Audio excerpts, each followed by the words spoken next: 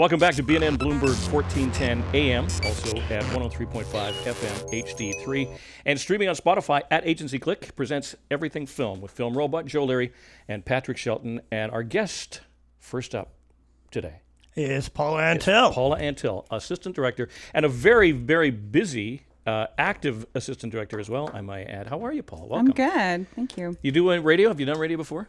I did a comedy show a long time ago with Guy McFarlane. Mm-hmm. Now, you come from the business of funny, so before we get into the directorial resume that you boast, what got you into stand-up and why? Were you a ham as a kid? Were you funny as a kid? Well, I was the third child, so I had to be, or they wouldn't know I existed. So it was like, my brother was the oldest, and he's the son. Then they had a daughter, and so I was screwed.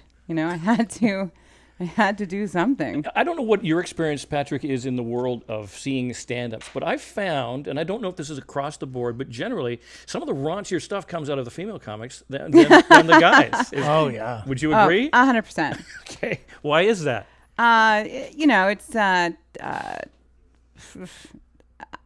Maybe it's because you think you're pushing a boundary, or maybe it's just because a female perspective hasn't been told, or the material hasn't been hit by a female. Males have hit that material over and over and over again, so it's very hard to make it fresh for a guy. Yeah. With comedy, I think everybody has a comedian inside them, and one of the things that always is surprising, I go, I could do that. I'm a funny guy and everything, but then actually standing up there and crossing over that line is a different story. And I mean, I'm sure you can remember your first time. I don't think I could do it now. Really? Just I don't know. Jumping on, yeah. Because, it's, I remember the first time I whispered my entire set. Like, I just was like, yeah. And now, the last set I did was with a guy, Kevin Fox. He had this room, I think it was a Colony Bar in Kitsilano, and I bombed. Wow. And I've had very few bombs in all the time I did stand up, and it hurt. And he just looked at me and goes, "What's going on? Were you nervous?" And I was like, "I was." And then I knew I was like, "Oh." Yeah. How do you okay, you've bombed. There must have been nights when you just killed. Oh yeah. And what is the determination? What is it, just different audiences, different? I mean, you're using largely the same material, I would presume. Timing. Yeah. Timing is alcohol is involved, and you get on. If you get on Yeah. before the alcohol is probably not good. After the alcohol. So how do you handle that guy with a bit of alcohol going, "You suck"? What do you do then?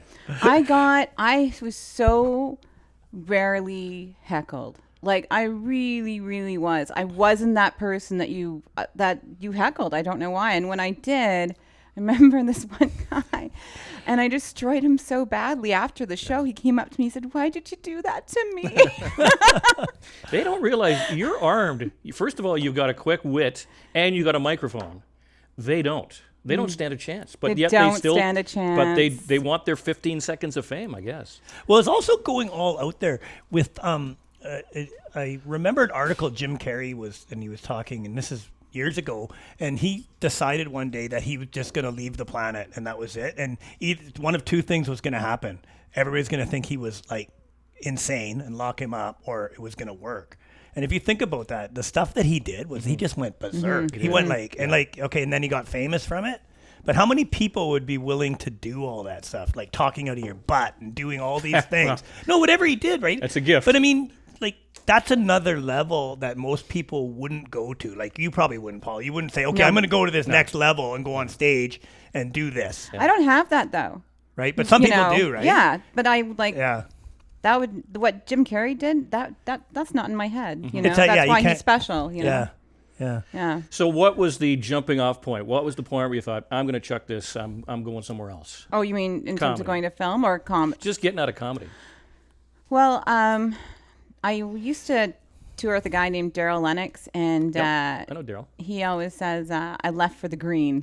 And there's not a lot of green in comedy? Yeah, no, there's not. Yeah. And every once in a while, not in the last couple of years, but I'd get a message from him, or I'd see him and go, "Come on, Paula, one more time. Just give it one more shot. Yeah. Can't all be about the green." But the green was pretty good at that point. Yeah. So yeah. It's a different life. And speaking of green, I'm looking at your resume, and it's pretty extensive. I've noticed I counted 5 Christmas films. Are you just a fan of the season, or are you going for the green? You going for the green? I seem to make one Christmas movie every single year. Yeah. But no, like they just make so many of them, and in BC, it's really hard not to do one a year, and especially the last one I did. They went. We did it at Bear Mountain on the island. They put me up at the Bear Mountain Resort for like 3 weeks. It was absolutely gorgeous. It was August. I mean, it was beautiful. I would have made any movie for 3 weeks. Mm-hmm. Just happened to be a Christmas movie. Yeah. And the other thing is that they all ended with the same plot. At the very end, the person realized that all they ever needed was right there at home.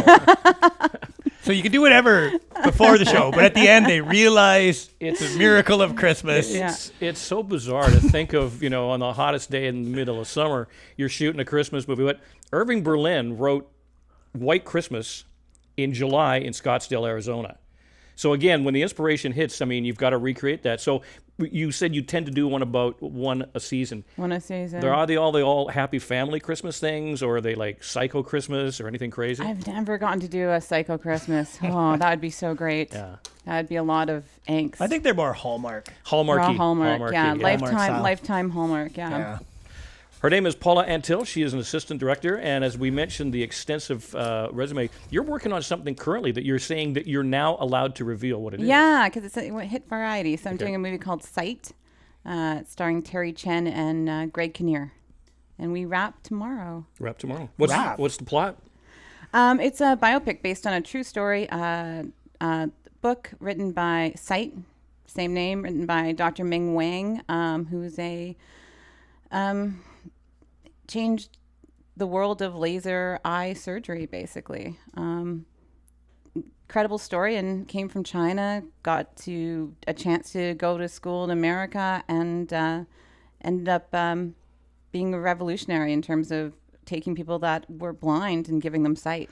During the pandemic, because obviously people aren't going to theaters and big motion pictures weren't being released, have you been working steadily? Have they been stockpiling? So when the thing is finally, we get the all clear, there's going to be a ton of things? Well, we all went down, just like, I think I was down for 2.5 months. And then I did... I was the first, I'm pretty sure I was the first AD back on the ground in Vancouver filming after we went down for COVID. And it was for Hallmark, and it was called Wedding Every Weekend, and it had its first gay couple featured, and they kept pulling up our air date. So they're not stockpiling. They're just they're just releasing because they feel like people are starting to run out of new content. I don't know in terms of the big budget films. Like, I know there are some big budgets being made in town right now, but they won't be released until, 2023. And of course, there's a lot of films that they've been holding off putting out into the theaters, like the James Bond, that now I understand they have to actually reshoot some of it because it's, become dated because they weren't able to release it when it was supposed to be released. Yeah. There's another huge one. Oh, the Top Gun film hasn't come out yet. Mm-hmm. So yeah, there's I don't necessarily know if it's like stockpiling the big budget ones. They just haven't come out. Wow. Yeah. I'm curious about the terminology, and pardon my ignorance here, because I know what a director does, I think. Okay. What does the director do, and what does the first AD do? What does the second AD? What is the hierarchy? How does that actually work? Okay, so first AD gets given a script, and then they decide how the film's going to be made. So they create the schedule. So they break down every scene into days, and then that gets presented to the production. And then that's the format that you do. You're literally the assistant to the director, so you also have a lot of input creatively. So it's collaborative. Oh, very collaborative, okay, yeah. Super collaborative. And then like the first AD is the one on set that calls rolling. And it depends who the director you're working with. Most of the time I call action as well. And then the director calls cut, because I don't decide when a moment's finished. That's his job, you know. And then a second AD, they're always dealing with what's happening the next day. So like first AD is on set nonstop, making sure that everything's rolling for the day that you're filming. Second AD is making sure that they have the props, the set, the parking. Well, you know, everyone knows how to get to the parking, if you will. The second AD is, and this is funny because my second AD and I are very, very tight. And he actually texted me before I came here and he said, make sure you tell them how important a good second AD is. Okay. And feel free to drop my name. Duly noted. Go ahead. Well, you said drop his name right now. Say hello. Eddie Hardy, you're the best. There you go. Duly noted, Eddie. Way to go. Okay, so that's the second AD, but there's also a third AD. Yes, the third AD in Canada runs Circus. So the third AD is the one that works the longest hours, has to be there a half an hour before the talent gets there, puts them into hair, makeup, sends them to set, and then also has to sign them out at the end of the night, and basically has to sign out the rest of the crew too. So if it takes us an hour to wrap at a location, the third AD isn't there until the very end. They work crazy, awful hours. So if the third AD works with the talent, they must be the ones that have some great stories to tell, both good and nightmarish. Oh, yeah. And you're going to leave it at that? I mean, I had, as a third AD, you have nice people some people that you're shocked at how nice they are. Like Heather Graham was one of the nicest people I've ever met. And then there are people that you think will kind of be fun. And then they turn out to be like giant douches. And you're like just so disappointed because you're like, wow. You're on Parks and Rec. Yeah. Like you were great on that show. Yeah. Oh, there's a hint. You're such a douche in real life. And unfortunately, we were sort of swapping a story prior to recording this. And we both sort of concurred that the person involved is that, GD you referred to. But generally speaking, you have to sort of just bite your tongue. And because the production is that's the ultimate goal. Get this thing done. After the talent has left, you can, unwind as much as you want. But at the end of the day, you've got to put up. I mean, have you seen like real diva-ish behavior from people? Oh, I did a movie where the earliest the actress was 3 minutes late the entire show. Yeah. And her hotel was 5 minutes away. Yeah. That's the day one, 40 minutes late, went into her trailer. 40 minutes later, she came out. So, that's like, you have 125 people waiting for you. Yeah. And I know from that, and maybe you can agree with me, Paula, is that the biggest thing is always money and the budget. Like the director is so stressed all the time because, if you've got a $30 million budget and you've cut into it and all the things add up. So all the ADs are there too, and they're all working at that budget. Yeah. Like you can't spend that. You can't everything adds up, right? Like lunches and food and this and transportation. All of a sudden you're $1 million in and you go, how did that happen? And you've got the first scene done. I can imagine how stressful that could be on directors. Well, it's interesting. They're behind. It's that, you got to get your days. Yeah. Like, you just kind of have to get your days. And if you don't get your days, then the scenes that you missed get piled on to your future days. And, then it can get really bad. And that makes sense. Hence the long hours and we're going to keep going till we get this because to start again and reset everything, set everything up, do it again, that's an expense. She is Paula Antil, Assistant Director, Everything Film, presented by Film Robot on BNN Bloomberg 1410 AM, 103.5 FM, HD3. Now, W.C. Fields had an old saying, never work with kids or pets. Right. Is there anything to that? Oh, yeah. All right. Then do tell. So just last January 2020, one of the last things I did was Cats and Dogs 3, and I was just doing second unit, which was all animals. And I would dance in front of the parrots to get reaction. I never saw it's like the parents would get excited when they saw me because they knew that I was going to basically put on a dance for them so that they would just look like they were moving around. It was hilarious. I did a dog movie, Max 2, and that's German Shepherds, so those are great. Yeah.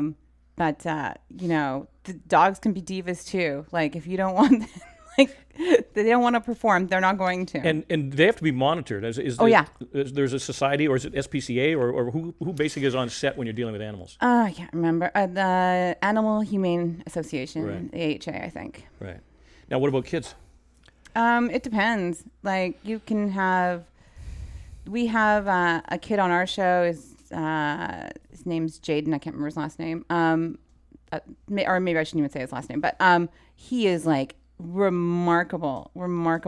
And I'm just like watching him, like going, "You're so great." And he's like, "Yeah." And then he'll go, "I always feel like I have a little bit of an Australian accent." And I'm like, "What are you talking?" He goes, "I just got back from filming in Australia for like 4 months."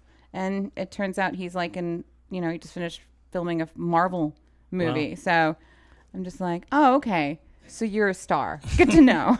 And then when you're dealing with kids, you have parents on set. They can sometimes run interference, can they not? Yes. Yeah. Yeah. Sometimes, for the most part, I find that parents are really good. Every once in a while you run into like terrible parents. But honestly, this is kind of funny. I have found that the parents of background performers can sometimes be way worse than the parents of actresses. And it's just like, working to get their kids actor upgrades on the day, or just pushing their kids that don't want to be there, like, to be happier or whatever. And it's just like, not everyone's made for it, Parents do love their children. Yeah, they do. Sometimes a little too much. Yes, exactly. And the other thing that I've been on a number of film sets doing interviews over the years, and you see different levels of catering as well, just depending on the budget that Patrick was referring to. Mm-hmm. So you can have everything from maybe pizza and cookies to full on. Well, I did. So we did this movie called Hector and the Search for Happiness in Vancouver, but then they went on to film in London and Shanghai. And Simon Pegg was the star, and he actually sent me a photo of the craft service in London, and it was like a tipped over thing of milk, an old tin of like tea, and like some saltine crackers. And he goes, "It's really gone downhill." That's good. That's great. Wow. So what's the eventual goal as an assistant director? Obviously, to get the big chair, that's the next target. Yeah. And what has to happen in order for that to be accomplished? Luck and opportunity. Okay. Hopefully when the opportunity presents itself, the opportunity presenting itself would be, I think there's some luck there involved, like everything in this industry. But I think that I'll be ready for it. So, well, you probably should like send back Simon Pegg a picture of some good food and some good craft services, because I've heard he's pretty connected. Hey, take the picture. You got to work what you do, right? Take a picture of our craft services here. It's probably better than what Simon Pegg was doing. Yeah. So, as a potential director in the making, then what do you envision? Like, who is your idea? Like, when you were starting off in the world of stand-up, you obviously would have had a role model or somebody that you aspired to be. Definitely. And who was that? Oh, Ellen DeGeneres. Ellen DeGeneres. Okay. And Bob Newhart. Very diversely different, but not really. No. Well, they both work clean. They do clean. Mm-hmm. Yeah. Did you do a lot of blue? Mm-hmm. Some. Actually, you know what's interesting? You say that they are kind of similar. I never thought that. Yeah. They kind of had the same comedy, that deadpan, like, oh yeah, but be funny, like it. Yeah. I don't know how to explain. I've never seen Bob dance with an audience though. That's one of the big differences. Although that'd be amazing. Okay, so who is your inspiration? Who's the director that you wish to be? Oh God! Maybe based on the body of their work. Maybe not so much them as a person, but the body of their work. Who do you admire? Well, I mean, it's like if you're going to just do that, it's impossible not to admire like Steven Soderbergh, Steven Spielberg. There are, the directors that do the big films and still have so much character in them. I really, really admire. Like, but I would love to be a female action director. Okay. To be honest, those are the films I love the most.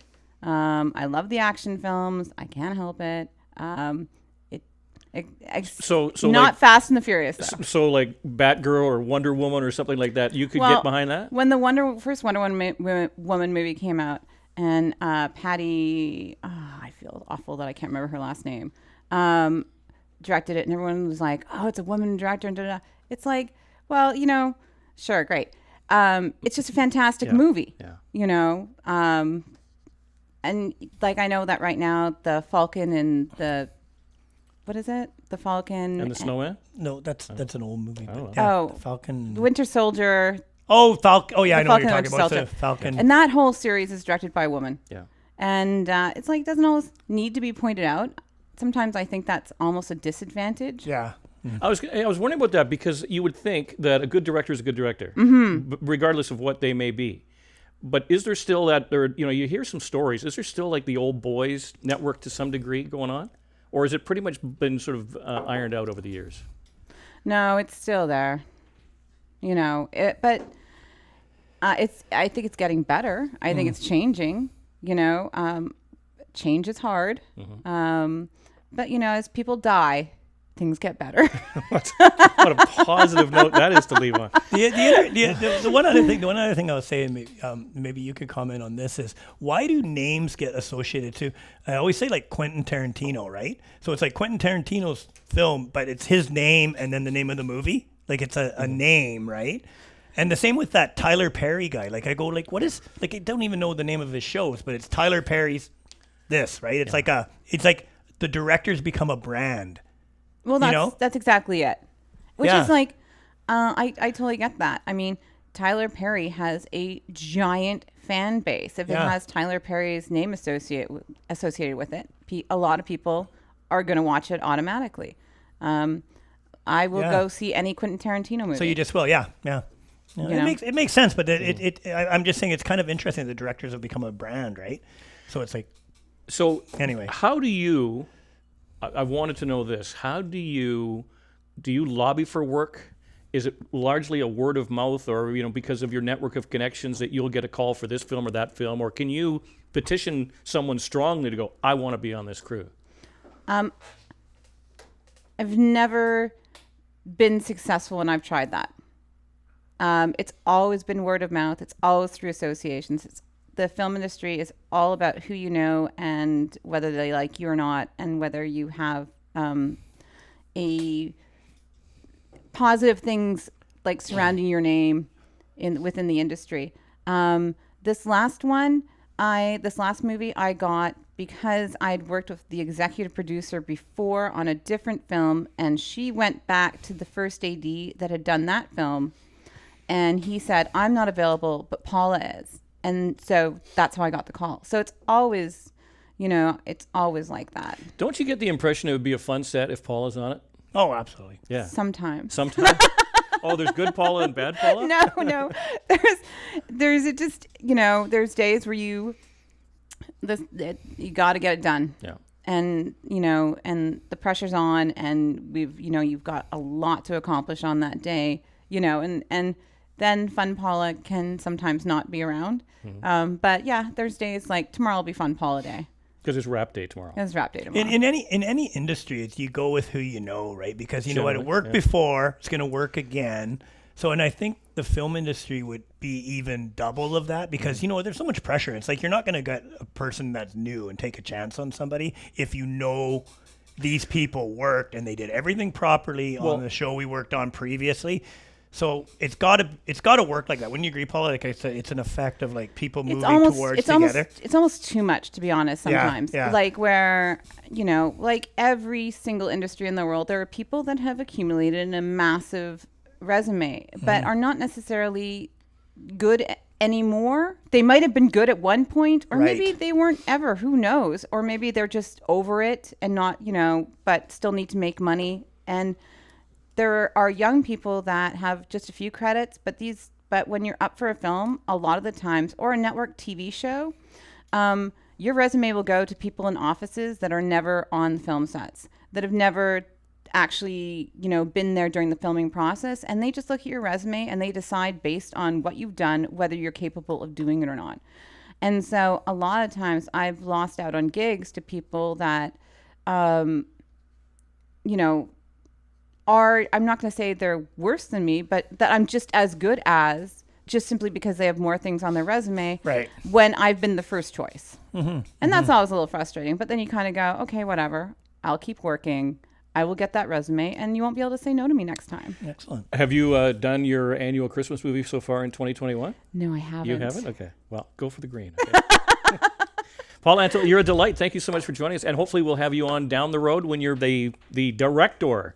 Yeah, that'd be awesome. No more of this assistant stuff. Yeah, Huh? take that out. Cheers. Thanks a lot. Thank you so you. much.